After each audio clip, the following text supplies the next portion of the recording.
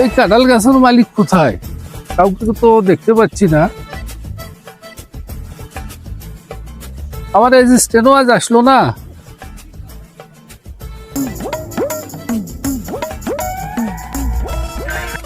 এ ভাই, আপনি আমার কাঁঠাল গাছের নিচে কি করেন? আপনি কি শোন নাকি? সিসি ভাই, এটা কথা বললেন?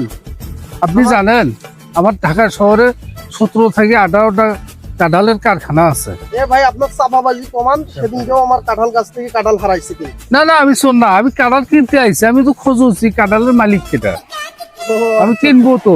ও, আমার ভুল হয়ে গেছে ভাই। ভাই এটা কথা বললেন ভাই, এটা মান সম্মানের ব্যাপার আছে না?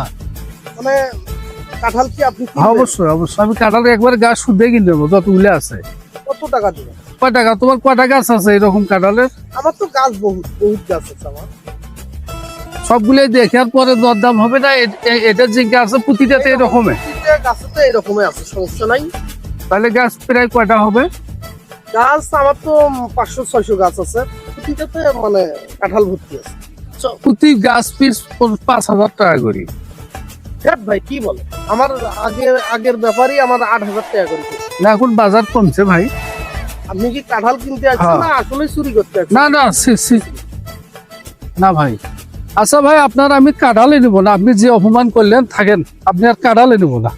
না, না, না, আমি নিব না। না।